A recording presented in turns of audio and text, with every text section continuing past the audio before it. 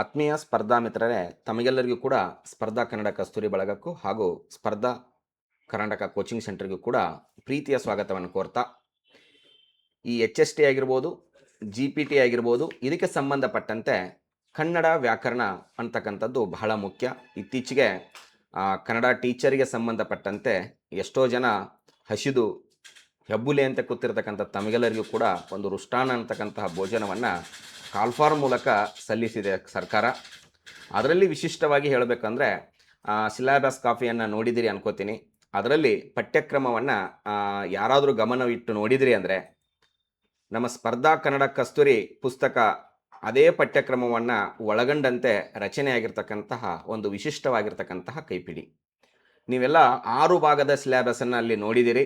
6 ಭಾಗದಲ್ಲಿ ಫಸ್ಟ್ ಏನಿದೆಯಪ್ಪ ಅಂತ ಕೇಳಿದರೆ ಅಲ್ಲಿ ಕನ್ನಡ ಸಾಹಿತ್ಯ ಚರಿತ್ರೆ ಅಂತಿದೆ. ಯಾವುದಿದೆ? ಕನ್ನಡ ಸಾಹಿತ್ಯ ಚರಿತ್ರೆ. ಈ ಕನ್ನಡ ಸಾಹಿತ್ಯ ಚರಿತ್ರೆಯಲ್ಲಿ ಏನು ಮಾಡಿದಾರು ಅಂತ ಕೇಳಿದರೆ ಪೂರ್ವದ ಹಳಗನ್ನಡದ ಬಗ್ಗೆ ನೋಡಿದ್ದಾರೆ. ಆ ಪೂರ್ವದ ಹಳಗನ್ನಡದಲ್ಲಿ ವಿಶಿಷ್ಟವಾಗಿ ಏನು ನೋಡ್ತಾರಪ್ಪ ಅಂತ ಕೇಳಿದರೆ ಶಾಸನಗಳ ಬಗ್ಗೆ ಅಧ್ಯಯನ ಮಾಡ್ತಕ್ಕಂಥದ್ದು.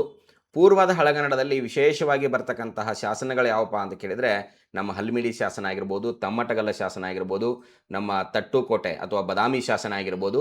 ಈ ಶಾಸನಗಳ ಬಗ್ಗೆ ಶ್ರವಣಬೆಳಗೊಳ ಶಾಸನ ಆಗಿರ್ಬೋದು, ತಾಳಗುಂದ ಶಾಸನ ಆಗಿರ್ಬೋದು, ಹುಂಜಾ ಶಾಸನ ಆಗಿರ್ಬೋದು, ಸೊರಬ ಶಾಸನ ಆಗಿರ್ಬೋದು, ಸಿಂಹ ಕಟಾಂಜನ ಶಾಸನ ಆಗಿರ್ಬೋದು, ಅವುಗಳ ಬಗ್ಗೆ ಸಂಪೂರ್ಣವಾಗಿರ್ತಕ್ಕಂಥ ಮಾಹಿತಿಯನ್ನು ಏನು ಮಾಡ್ತಾರಪ್ಪ ಅಂತ ಕೇಳಿದ್ರೆ ಶಾಸನದಲ್ಲಿ ಕೇಳ್ತಾರೆ.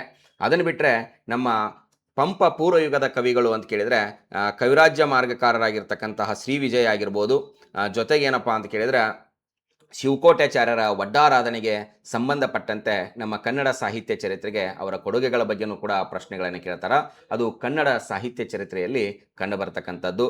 ಅದನ್ನು ಬಿಟ್ಟರೆ ಹಳಗನ್ನಡ ಅಂಥೇಳಿ, ಆ ಹಳಗನ್ನಡದಲ್ಲಿ ವಿಶೇಷವಾಗಿ ಪಂಪ ಪೂರ್ವಯುಗದ ಕವಿಗಳು ಅಂತಲ್ಲ, ಆದ ನಂತರ ಪಂಪ ಕಾಲದ ಕವಿಗಳು, ಇಲ್ಲಿ ರನ್ನ, ಪೊನ್ನ, ಜನ್ನ ಆಗಿರ್ಬೋದು, ಈ ಕಾಲಘಟ್ಟದಲ್ಲಿ ಅವರ ವಿಶಿಷ್ಟವಾಗಿರ್ತಕ್ಕಂತಹ ಕನ್ನಡ ಸಾಹಿತ್ಯಕ್ಕೆ ಕೊಡುಗೆಗಳ ಬಗ್ಗೆನೂ ಕೂಡ ಸಿಲೆಬಸಲ್ಲಿ ಇಟ್ಟಿದ್ದಾರೆ.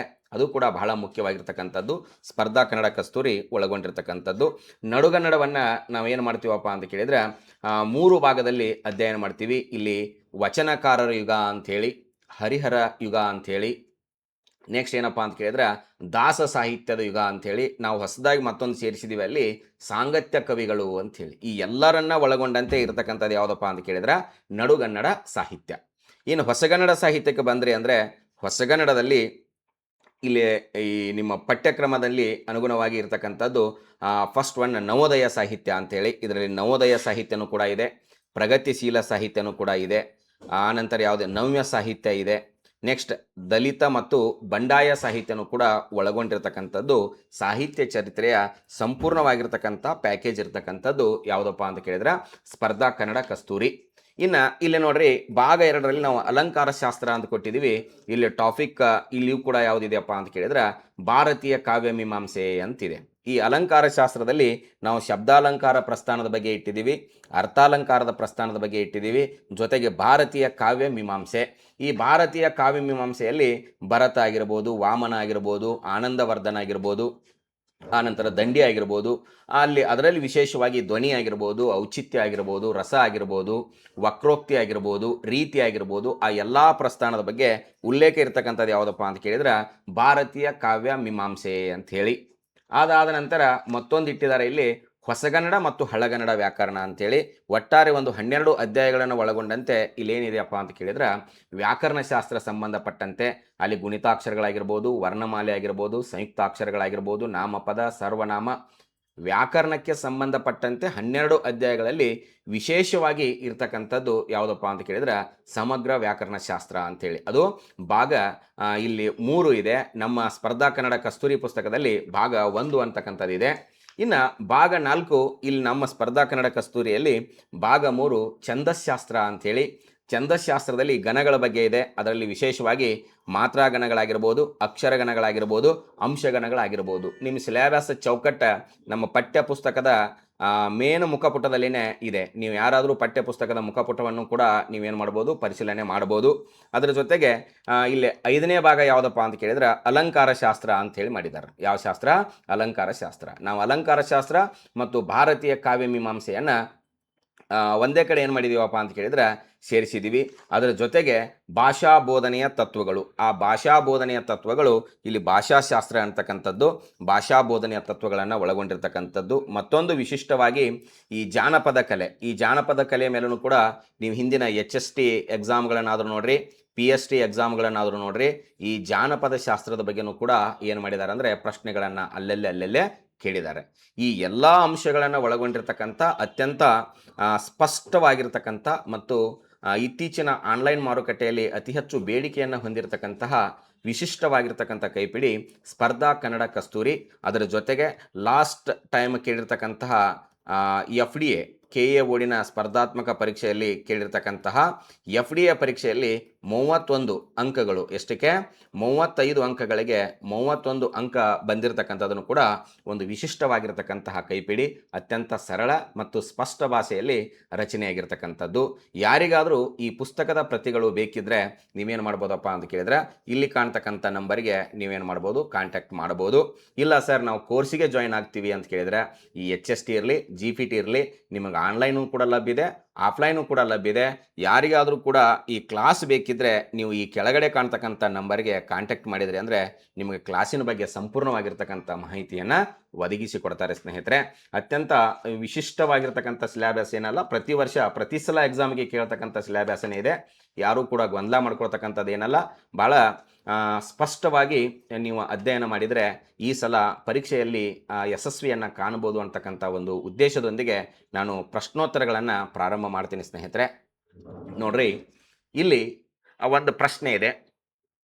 ಅಕ್ಕರಗಳು ಅಕಾರದಿಂದ ಲಕಾರದವರೆಗೆ, ಅಕ್ಕರಗಳು ಅಕಾರದಿಂದ ಲಕಾರದವರೆಗೆ, ಅಕಾರದಿಂದ ಲಕಾರದವರೆಗೆ ಇರುವುವು ಎಂದ ವೈಯಾಕರಣಿ ಯಾರು ಅಂಥೇಳಿ. ನೋಡ್ರಿ, ಇದು HSTಗೆ ಸಂಬಂಧಪಟ್ಟಿರ್ತಕ್ಕಂತಹ ಒಂದು ಏನಪ್ಪ ಅಂತ ಕೇಳಿದ್ರೆ ಪ್ರಶ್ನೆ. ಅಕ್ಕರಗಳು ಅಕಾರದಿಂದ ಲಕಾರದವರೆಗೆ ಇರುವುವು ಎಂದ ತಿಳಿಸಿದ ವೈಯಾಕರಣಿ ಯಾರು ಅಂಥೇಳಿ ಪ್ರಶ್ನೆಯನ್ನು ಕೇಳಿದ್ದಾರೆ. ಈ ಪ್ರಶ್ನೆಯನ್ನು ನೋಡ್ರಿ ಎಷ್ಟು ಜನ ಅರ್ಥ ಮಾಡ್ಕೊಂಡಿರಲ್ಲೋ ಗೊತ್ತಿಲ್ಲ. ನೆನಪಿಟ್ಕೊಡ್ರಿ, ನಮ್ಮ ವ್ಯಾಕರಣ ಅಂತ ಬಂದರೆ, ಏನಂತ ಬಂದರೆ ವ್ಯಾಕರಣ ಅಂತ ಬಂದರೆ ನೆನಪಿಟ್ಕೊಡ್ರಿ, ಕನ್ನಡ ವ್ಯಾಕರಣ ಅಂತ ಬಂದರೆ ಫಸ್ಟವಾಗಿ ನೀವು ನೆನಪಿಟ್ಕೊಳ್ಬೇಕು ಕೇಶಿರಾಜ ಅಂಥೇಳಿ. ಯಾಕಂದರೆ ಎರಡನೆಯ ನಾಗವರ್ಮನು ಕೂಡ ವ್ಯಾಕರಣಕ್ಕೆ ಸಂಬಂಧಪಟ್ಟಂತೆ ಏನು ಮಾಡಿದಾರಪ್ಪ ಅಂತ ಕೇಳಿದ್ರೆ ಕೃತಿಯನ್ನು ರಚನೆ ಮಾಡಿದ್ದಾರೆ. ಭಟ್ಟಾಕಳಂಕನು ಕೂಡ ವ್ಯಾಕರಣಕ್ಕೆ ಸಂಬಂಧಪಟ್ಟಂತೆ ಕೃತಿಯನ್ನು ರಚನೆ ಮಾಡಿದ್ದಾರೆ. ಈ ನಾಗವರ್ಮ, 1ನೇ ನಾಗವರ್ಮನು ಕೂಡ ಛಂದಸ್ಸಿಗೆ ಸಂಬಂಧಪಟ್ಟಂತೆ ಕೃತಿಯನ್ನು ರಚನೆ ಮಾಡಿದ್ದಾರೆ. ಆದರೆ ವಿಶಿಷ್ಟವಾಗಿ ಇಲ್ಲಿ ಏನಪ್ಪ ಅಂತ ಕೇಳಿದ್ರೆ ಕೇಶಿರಾಜ ಕನ್ನಡದ ವ್ಯಾಕರಣದ ಬಗ್ಗೆ ಏನು ಮಾಡಿದಾರಪ್ಪ ಅಂತ ಕೇಳಿದ್ರೆ ಕೃತಿಯನ್ನು ರಚನೆ ಮಾಡಿರ್ತಕ್ಕಂಥದ್ದು. ಕನ್ನಡದಲ್ಲಿ ಪ್ರಥಮವಾಗಿ ವ್ಯಾಕರಣವನ್ನು ಬರೆದಿರ್ತಕ್ಕಂಥವ್ರು ಯಾರು ಅಂತ ಕೇಳಿದರೆ ಅವ್ರು ಯಾರಪ್ಪ ಅಂತ ಕೇಳಿದ್ರೆ ಕೇಶಿರಾಜ ಅಂತಕ್ಕಂಥದ್ದನ್ನು ನೀವೇನು ಮಾಡಬೇಕಾಗತ್ತೆ, ನೆನಪಲ್ಲಿ ಇಟ್ಕೊಳ್ಬೇಕಾಗತ್ತೆ. ಈ 2ನೇ ನಾಗವರ್ಮ ಏನು ಮಾಡ್ತಾರಪ್ಪ ಅಂತ ಕೇಳಿದ್ರೆ ಕರ್ನಾಟಕ ಭಾಷಾಭೂಷಣ, ಕರ್ನಾಟಕ ಈ ಭಾಷಾಭೂಷಣದಲ್ಲಿ ಏನು ಮಾಡ್ತಾರಪ್ಪ ಅಂತ ಕೇಳಿದ್ರೆ ಇವರು ಕೂಡ ಅಕ್ಷರಗಳ ಬಗ್ಗೆ ಮಾತಾಡ್ತಾರೆ. ಆದರೆ ಅಕಾರದಿಂದ ಲಕಾರದವರೆಗೆ ಇರಬೇಕು ಅಂಥೇಳಿ ಎಲ್ಲೂ ಕೂಡ ಮಾತಾಡಲಿಲ್ಲ. ಯಾರು? 2ನೆಯ ನಾಗವರ್ಮ. ಅಕ್ಷರ ಪ್ರಸ್ಥಾನದ ಬಗ್ಗೆ ಅಥವಾ ವರ್ಣ ಅಂಥೇಳಿ ಮಾತಾಡ್ತಾರೆ. ಅವ್ರು ಏನಂತ ಹೇಳ್ತಾರೆ, ಅವರು ವರ್ಣದ ಬಗ್ಗೆ ಮಾತಾಡಿದವ್ರು ಯಾರಪ್ಪ ಅಂತ ಕೇಳಿದ್ರೆ 2ನೆಯ ನಾಗವರ್ಮ. ಆದರೆ ಅಕಾರದಿಂದ ಲಕಾರದವರೆಗೆ ಇರಬೇಕು ಅಂಥೇಳಿ ಎಲ್ಲೂ ಹೇಳಲಿಲ್ಲ. ಇನ್ನು ಅವ್ರನ್ನ ಬಿಟ್ಟರೆ 1ನೇ ನಾಗವರ್ಮ ಏನು ಮಾಡ್ತಾರಪ್ಪ ಅಂತ ಕೇಳಿದ್ರೆ ಚಂದೋಂಬುದಿ ಅಂತಕ್ಕಂಥದ್ದು ಛಂದಶಾಸ್ತ್ರಕ್ಕೆ ಸಂಬಂಧಪಟ್ಟಂತೆ ರಚನೆ ಮಾಡ್ತಾರೆ. ಆದರೆ ಇವರು ವರ್ಣದ ಬಗ್ಗೆ ತಿಳಿಸಿದ್ರು ಕೂಡ ಕನ್ನಡದಲ್ಲಿ ವ್ಯಾಕರಣವನ್ನು ರಚನೆ ಮಾಡಲಿಲ್ಲ. ಎದರಲ್ಲಪ್ಪ ಅಂತ ಕೇಳಿದ್ರೆ ಸಂಸ್ಕೃತದಲ್ಲಿ ಏನು ಮಾಡ್ತಾರೆ, ಇವರು ರಚನೆ ಮಾಡ್ತಾರೆ. ಆದರೆ ಕನ್ನಡ ಭಾಷೆಯಲ್ಲಿ ವ್ಯಾಕರಣವನ್ನು ಬರಲಿಲ್ಲ. ಯಾರು? 2ನೆಯ ನಾಗವರ್ಮ. ಇನ್ನು ನೆಕ್ಸ್ಟ್ ಈ 1ನೇ ನಾಗವರ್ಮ ಚಂದೋಂಬುದಿ ಅಂತ ನೋಡಿದ್ವಿ. ಈ ಭಟ್ಟಾಕಳಂಕನು ಕೂಡ ಏನು ಮಾಡ್ತಾರಪ್ಪ ಅಂತ ಕೇಳಿದ್ರೆ ಕರ್ನಾಟಕ ಶಬ್ದಾನುಶಾಸನ ಅಂತೇಳಿ, ಕರ್ನಾಟಕ ಶಬ್ದಾನುಶಾಸನ ಅಂತಕ್ಕಂತಹ ಶಾಸನ ಅಂತಕ್ಕಂತಹ ಕೃತಿಯಲ್ಲಿ ಇವರು ಕೂಡ ಏನು ಮಾಡ್ತಾರಪ್ಪ ಅಂತ ಕೇಳಿದ್ರೆ ಶುದ್ಧಿಗೆ ಬಗ್ಗೆ ಹೇಳ್ತಾರೆ. ಇವರು ಕೂಡ ಏನು ಮಾಡ್ತಾರೆ, ಶುದ್ಧಿಗೆ ಬಗ್ಗೆ ಹೇಳ್ತಾರೆ. ಆದರೆ ಇವರು ಕೂಡ ಅದಿಂದ ಲಕಾರದವರೆಗೆ ಅಕ್ಷರಗಳಿರಬೇಕು ಅಂಥೇಳಿ ಎಲ್ಲಿಯೂ ಕೂಡ ಏನು ಮಾಡಲ್ಲಪ್ಪ ಅಂತ ಕೇಳಿದ್ರೆ ಉಲ್ಲೇಖವನ್ನು ಮಾಡಲ್ಲ. ಇವ್ರು ಏನಂತ ಹೇಳ್ತಾರೆ ಅಂದರೆ ಶುದ್ಧಿಗೆಗಳ ಬಗ್ಗೆ ಹೇಳ್ತಾರೆ. ಆದರೆ ಕೇಶಿರಾಜ ಏನು ಮಾಡ್ತಾನೆ ಅಂದರೆ ಈ ಅಕ್ಷರಗಳಿಗೆ ಅಕ್ಕರ ಶುದ್ಧಿಗೆ ಅಂತ ಹೇಳಿ ತಿಳಿಸಿ ಏನು ಮಾಡ್ತಾರಪ್ಪ ಅಂತ ಕೇಳಿದ್ರೆ ಇವರು ವರ್ಣ ಅಂತ ಎಲ್ಲಿಯೂ ಹೇಳಿಲ್ಲ, ಅಕ್ಕರ ಮತ್ತು ಶುದ್ಧಿಗೆ ಅಂತೇಳಿ ಬಳಸಿ ಏನು ಮಾಡ್ತಾರೆ ಅಂದರೆ ಅಕಾರದಿಂದ ಳಕಾರದವರೆಗೆ ಕನ್ನಡದ ಅಕ್ಷರಗಳು ಇರುತ್ತವೆ ಅಂಥೇಳಿ ತಮ್ಮ ಕಂದ ಪದ್ಯದಲ್ಲಿ ಏನು ಮಾಡ್ತಾರಪ್ಪ ಅಂತ ಕೇಳಿದ್ರೆ ಸಂಪೂರ್ಣವಾಗಿರ್ತಕ್ಕಂಥ ಮಾಹಿತಿಯನ್ನು ಕೊಡ್ತಾರೆ. ಆದ್ದರಿಂದ ಕೇಶಿರಾಜ ಅಂತಕ್ಕಂಥದ್ದು ಇಲ್ಲಿ ಏನಪ್ಪ ಅಂತ ಕೇಳಿದ್ರೆ ಸರಿಯಾಗಿರ್ತಕ್ಕಂಥ ಉತ್ತರ. ನೆನಪಿಟ್ಕೊಳ್ಬೇಕು, ಅಕ್ಕರಗಳು ಅಕಾರದಿಂದ ಳಕಾರದವರೆಗೆ ಇರುವವು ಎಂದು ತಿಳಿಸಿದ ವೈಯಾಕರಣಿ ಯಾರು ಅಂತ ಕೇಳಿದ್ರೆ ಅವರು ಯಾರಪ್ಪ ಅಂತ ಕೇಳಿದ್ರೆ ಕೇಶಿರಾಜ ಅಂತಕ್ಕಂಥದ್ದನ್ನು ನೆನಪಿಟ್ಕೊಳ್ಬೇಕು.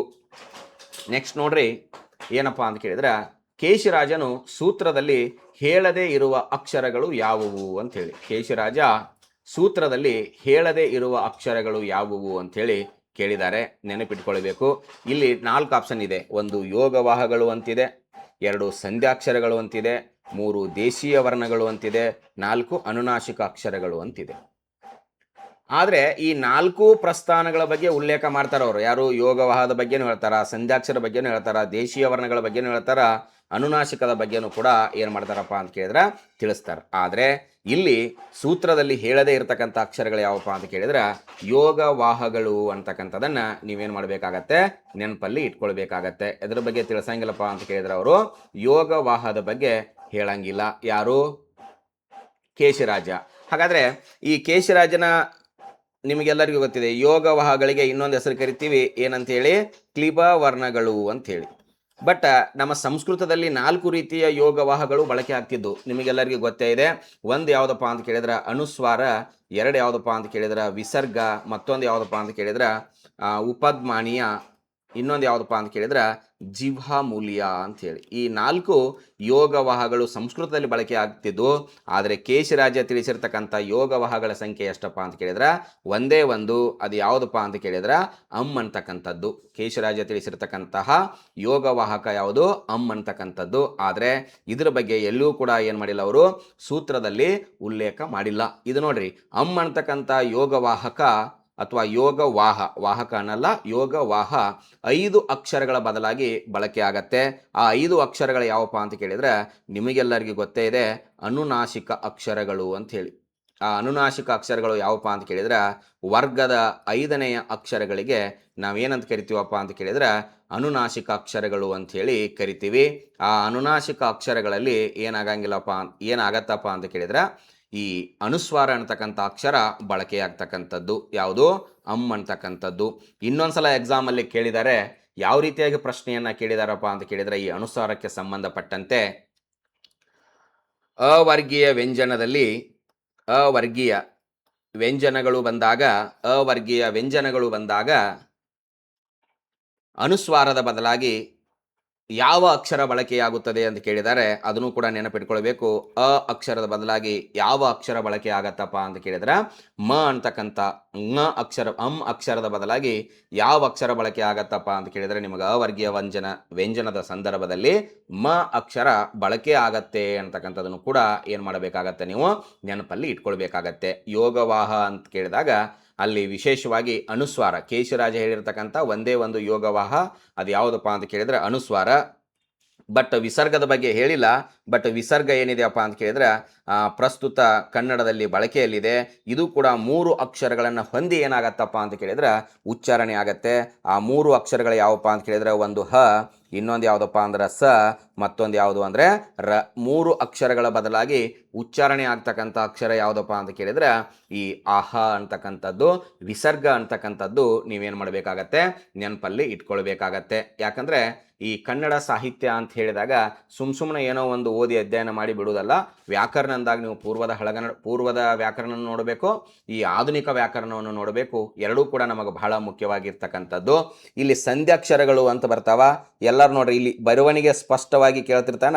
ನೀವು ಒಬ್ಬೊಬ್ರು ಏನು ಮಾಡ್ತೀರಿ ಅಂದ್ರೆ ಸಂಧ್ಯಾಕ್ಷರಗಳು ಅಂತ ಬರಿತೀರಿ.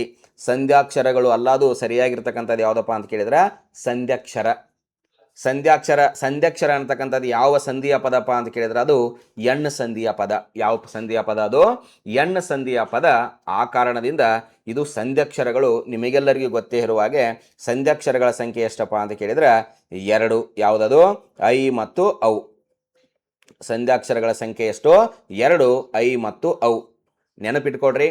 ನಿಮಗೆ ಪ್ರಶ್ನೆಯನ್ನು ಇದ್ರ ಮೇಲೆ ಯಾವ ರೀತಿಯಾಗಿ ಕೇಳಬಹುದಪ್ಪ ಅಂತ ಕೇಳಿದರೆ ಸಂಯುಕ್ತಾಕ್ಷರ ಗುಣಿತಾಕ್ಷರಗಳ ಜೊತೆಗೆ ಇದ್ರ ಮೇಲೂ ಕೂಡ ಪ್ರಶ್ನೆಯನ್ನು ಕೇಳಬಹುದು. ಸಂಯುಕ್ತಾಕ್ಷರಗಳು ಅಂತ ಬಂದರೆ ವ್ಯಂಜನಕ್ಕೆ ವ್ಯಂಜನ ಪ್ಲಸ್ ಸ್ವರ ಸೇರಿದರೆ ಏನಾಗತ್ತಪ್ಪ ಅಂತ ಕೇಳಿದರೆ ಸಂಯುಕ್ತಾಕ್ಷರ ಆಗತ್ತೆ. ಗುಣಿತಾಕ್ಷರ ಅಂದರೆ ಏನಾಗತ್ತಪ್ಪ ಅಂತ ಕೇಳಿದರೆ ಗುಣಿತಾಕ್ಷರಗಳ ಅಂದರೆ ವ್ಯಂಜನಕ್ಕೆ ಸ್ವರ ಸೇರಿದರೆ ಏನಾಗತ್ತಪ್ಪ ಅಂತ ಕೇಳಿದರೆ ಗುಣಿತಾಕ್ಷರ ಆಗತ್ತೆ. ಆದರೆ ಸ್ವರಕ್ಕೆ ಸ್ವರ ಸೇರಿದರೆ ಏನಾಗತ್ತಪ್ಪ ಅಂತ ಕೇಳಿದ್ರೆ ಸಂಧ್ಯಾಕ್ಷರ ಆಗತ್ತೆ. ಸ್ವರಕ್ಕೆ ಸ್ವರ ಸೇರಿದರೆ ಯಾವ ಅಕ್ಷರ ಆಗತ್ತೆ? ಸಂಧ್ಯಾಕ್ಷರ ಆಗತ್ತೆ. ಇದರ ಬಗ್ಗೆನೂ ಕೂಡ ನೀವು ಒಂದು ಸ್ವಲ್ಪ ಏನು ಮಾಡಬೇಕಾಗತ್ತೆ? ಗಮನವನ್ನು ಇಡಬೇಕಾಗತ್ತೆ. ಇನ್ನು ದೇಶೀಯ ವರ್ಣಗಳು ಅಂತ ಹೇಳ್ತಾರೆ. ಆ ದೇಶೀಯ ವರ್ಣಗಳು ಎಷ್ಟು ಅಂತ ಹೇಳ್ತಾರಪ್ಪ ಅಂತ ಕೇಳಿದ್ರೆ ಕೇಶಿರಾಜ 5 ದೇಶೀಯ ವರ್ಣದ ಬಗ್ಗೆ ಹೇಳ್ತಾರೆ. ಅವು ಯಾವಪ್ಪ ಅಂತ ಕೇಳಿದ್ರೆ ಒಂದು ರಳ, ಮತ್ತೊಂದು ಯಾವುದಪ್ಪ ಅಂತ ಕೇಳಿದ್ರೆ ಕುಳ, ಇನ್ನೊಂದು ಶಕಟ ರೇಪ ಅಂಥೇಳಿ ಶಕಟ ರೇಪ, ಇನ್ನೊಂದು ಯಾವುದಪ್ಪ ಅಂತ ಕೇಳಿದ್ರೆ ಎ ಮತ್ತು ಓ. ಈ 5 ಅಕ್ಷರಗಳನ್ನು ಏನಂತ ಕರೀತಾರಪ್ಪ ಅಂತ ಕೇಳಿದ್ರೆ ಕೇಶಿರಾಜ ದೇಶೀಯ ವರ್ಣಗಳು ಅಂತ ಹೇಳ್ತಾರೆ. ಯಾವುದು? ಎ, ಓ, ರಳ, ಕುಳ, ಶಕಟ ರೇಪ. ಇವೇನಪ್ಪ ಅಂತ ಕೇಳಿದ್ರೆ ದೇಶೀಯ ವರ್ಣಗಳು ಅಂಥೇಳಿ. ಅದಾದ ನಂತರ ನೆಕ್ಸ್ಟ್ ಯಾವುದಪ್ಪ ಅಂತ ಕೇಳಿದ್ರೆ ಅನುನಾಸಿಕ ಅಕ್ಷರಗಳು ಅಂಥೇಳಿ. ಈ ಅನುನಾಸಿಕ ಅಕ್ಷರಗಳು ಈಗಾಗಲೇ ಮಾತಾಡಿದ್ದೀವಿ. ವರ್ಗದ 5ನೇ ಅಕ್ಷರಗಳು ಯಾವಪ್ಪ ಅಂತ ಕೇಳಿದ್ರೆ ಅನುನಾಸಿಕ ಅಕ್ಷರಗಳು. ಆ ಅನುನಾಸಿಕ ಅಕ್ಷರಗಳು ಎಷ್ಟು? 5 ಅಂತಕ್ಕಂಥದ್ದನ್ನು ಕೂಡ ಮಾತಾಡಿದ್ದೀವಿ. ಈ 5 ಅಕ್ಷರಗಳ ಬದಲಾಗಿ ಬಳಕೆ ಆಗ್ತಕ್ಕಂಥ ಅಕ್ಷರ ಯಾವುದು ಅಂತಕ್ಕಂಥದ್ದು ಅಮ್ಮ.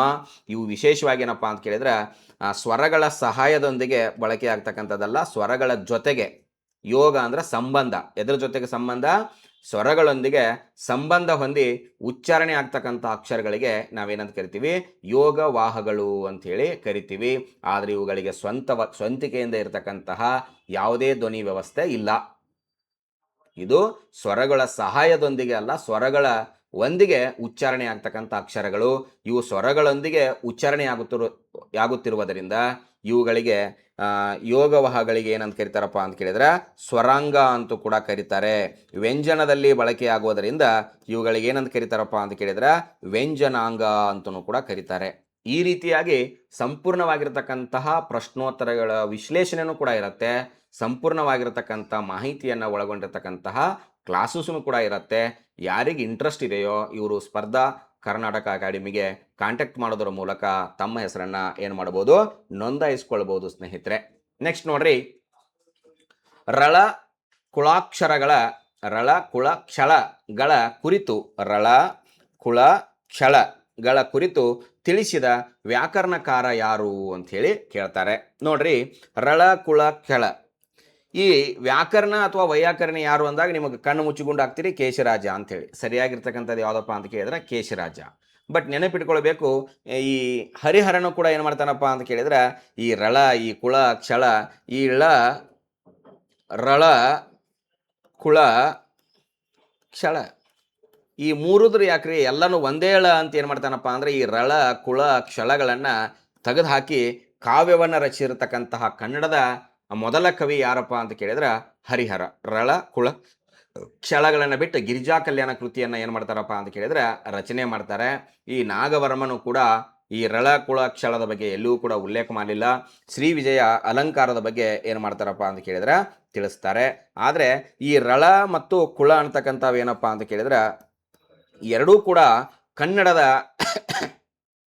ಅಕ್ಷರಗಳು, ದೇಶೀಯ ವರ್ಣಗಳಿವು, ದೇಶೀಯ ವರ್ಣಗಳು. ಆದರೆ ಈ ಕ್ಷಳ ಅಂತಕ್ಕಂಥದ್ದು ಏನಪ್ಪ ಅಂತ ಕೇಳಿದ್ರೆ ಸಂಸ್ಕೃತದಿಂದ ಬಂದಿರತಕ್ಕಂಥದ್ದು. ಇದು ದೇಶೀಯ ವರ್ಣ ಅಲ್ಲ. ಯಾವುದು? ಕ್ಷಳ ಅಂತಕ್ಕಂಥದ್ದು. ಅವು ಏನಪ್ಪ ಅಂತ ಕೇಳಿದ್ರೆ ಸಂಸ್ಕೃತ ಪದ. ಅದು ಯಾವ ಪದ? ಅದು ಸಂಸ್ಕೃತ ಪದ ಅಂತಕ್ಕಂಥದ್ದನ್ನು ನೀವೇನು ಮಾಡಬೇಕಾಗತ್ತೆ? ನೆನಪಲ್ಲಿ ಇಟ್ಕೊಳ್ಬೇಕಾಗತ್ತೆ. ನೋಡ್ರಿ,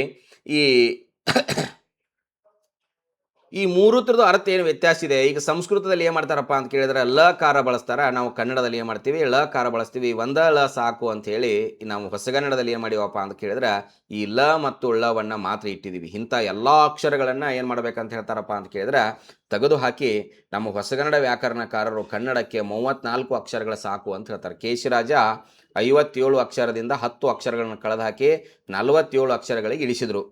ಆದರೆ ಹೊಸಗನ್ನಡ ವ್ಯಾಕರಣಕಾರರು ಏನು ಮಾಡ್ತಾರಪ್ಪ ಅಂತ ಕೇಳಿದ್ರೆ 13 ಅಕ್ಷರಗಳನ್ನು ಕಟ್ ಮಾಡ್ತಾರೆ. ಎಷ್ಟು ಅಕ್ಷರಗಳನ್ನು ಕಟ್ ಮಾಡ್ತಾರೆ? 13 ಅಕ್ಷರಗಳನ್ನು ಕಟ್ ಮಾಡಿ 34 ಅಕ್ಷರಗಳು ಸಾಕು ಅಂಥೇಳಿ ಯಾರು ಹೇಳ್ತಾರಪ್ಪ ಅಂತ ಕೇಳಿದ್ರೆ ಹೊಸಗನ್ನಡದ ವ್ಯಾಕರಣಕಾರರು ಏನು ಮಾಡ್ತಾರೆ? ತಿಳಿಸ್ತಾರೆ. ನೋಡ್ರಿ, ಹೊಸಗನ್ನಡ ವ್ಯಾಕರಣಕಾರ ಇಷ್ಟಕ್ಕೂ ಬರ್ತಾರ.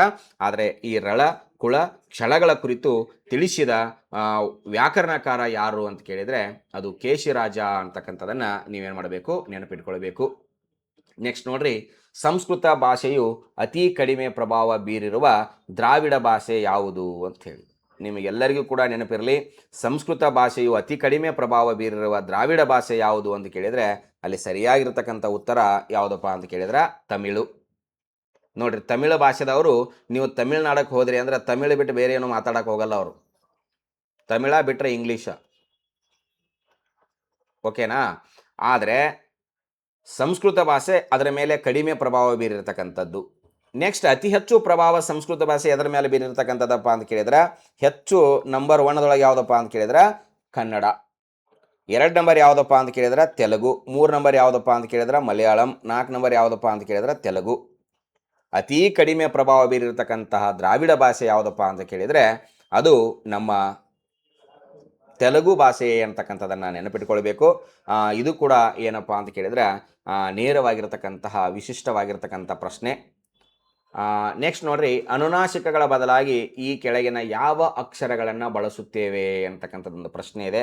ಈಗಾಗಲೇ ಮಾತಾಡಿದ್ದೀನಿ. ನೋಡ್ರಿ, ಅನುನಾಸಿಕಗಳ ಬದಲಾಗಿ ಈ ಕೆಳಗಿನ ಯಾವ ಅಕ್ಷರಗಳನ್ನು ಬಳಕೆ ಮಾಡ್ತೀವಿ ಅಂತೇಳಿ ಕೇಳಿದರೆ ಇಲ್ಲಿ 1 ಕ್ಲಿಬ ವರ್ಣಗಳು ಅಂತಿದೆ, 2 ಅನುಸ್ವಾರ ಅಂತಿದೆ, 3 ಸಂಧ್ಯಾಕ್ಷರ ಅಂತಿದೆ, 4 ವರ್ಗದ 5ನೇ ಅಕ್ಷರ ಅಂತಿದೆ. ಒಬ್ಬೊಬ್ರು ಏನು ಮಾಡ್ತೀರಪ್ಪ ಅಂತ ಕೇಳಿದ್ರೆ ಕ್ಲಿಬ ವರ್ಣಗಳು ಅಂತ ಅನ್ಬೋದು. ಕ್ಲಿಬ ವರ್ಣಗಳು ಅಂದ್ರೂ ಕೂಡ ಏನಪ್ಪ ಅಂತ ಕೇಳಿದ್ರೆ ಯೋಗ ವಾಹಗಳು ಅಂಥೇಳಿ. ಯಾವ ವಾಹಗಳು? ಯೋಗ ವಾಹಗಳು. ಕ್ಲಿಬ ವರ್ಣಗಳಂದರೆ ಏನಪ್ಪ ಅಂತ ಕೇಳಿದ್ರೆ ಯೋಗ ವಾಹಗಳು ಅಂಥೇಳಿ. ಆದರೆ ಇಲ್ಲಿ ಪರ್ಟಿಕ್ಯುಲರ್ ಒಂದು ಆನ್ಸರ್ ಕೊಟ್ಟಾರ, ಯಾವುದದು? ಅನುಸ್ವಾರ ಅಂಥೇಳಿ. ಕ್ಲಿಬ ವರ್ಣಗಳಲ್ಲಿ 2 ಬರ್ತಾವೆ ನಮ್ಮಲ್ಲಿ. ಯಾವ್ಯಾವುದು? ಒಂದು ಅನುಸ್ವಾರ, ಮತ್ತೊಂದು ಯಾವುದಪ್ಪ ಅಂತ ಕೇಳಿದ್ರೆ ವಿಸರ್ಗ ಅಂಥೇಳಿ. ಆದರೆ ಇಲ್ಲಿ ಯಾವುದಪ್ಪ ಅಂತ ಕೇಳಿದ್ರೆ ಒಂದು ಪರ್ಟಿಕ್ಯುಲರ್ ಕೊಟ್ಟಾರ, ಯಾವುದದು? ಅನುಸ್ವಾರ ಅಂತ ಹೇಳಿ ನೆನಪಿಟ್ಕೊಡ್ರಿ. ಸಂಧ್ಯಾಕ್ಷರ ಅಂದ್ರೆ ನಿಮಗೆಲ್ಲರಿಗೂ ಗೊತ್ತಿದೆ, ಐ ಮತ್ತು ಔ ಅಂತಕ್ಕಂಥವು. ಇವು 2 ಸ್ವರಾಕ್ಷರಗಳು ಸೇರಿ ಆಗ್ತಕ್ಕಂಥ ಅಕ್ಷರ. ವರ್ಗದ 5ನೇ ಅಕ್ಷರಗಳು ಇವೇನಪ್ಪ ಅಂತ ಕೇಳಿದ್ರೆ ಅನುನಾಸಿಕಗಳೇ. ಕ್ಲಿಬ ವರ್ಣಗಳು ಅಂದರೆ ಅವು ಯಾವುದು?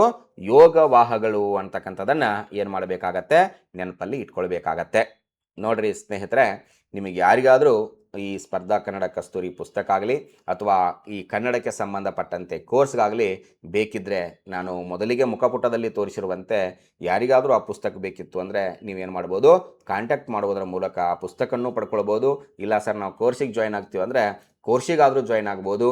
ಎಲ್ಲರಿಗೂ ಕೂಡ ಅತ್ಯಂತ ತಾಳ್ಮೆಯಿಂದ ಕ್ಲಾಸನ್ನು ಆಲಿಸಿದ್ದಕ್ಕಾಗಿ ಎಲ್ಲರಿಗೂ ಕೂಡ ಧನ್ಯವಾದಗಳನ್ನು ಹೇಳ್ತಾ ನಾನು ಕ್ಲಾಸಿಗೆ ವಿರಾಮವನ್ನು ನೀಡುತ್ತೇನೆ. ಎಲ್ಲರಿಗೂ ಕೂಡ ನಮಸ್ಕಾರ.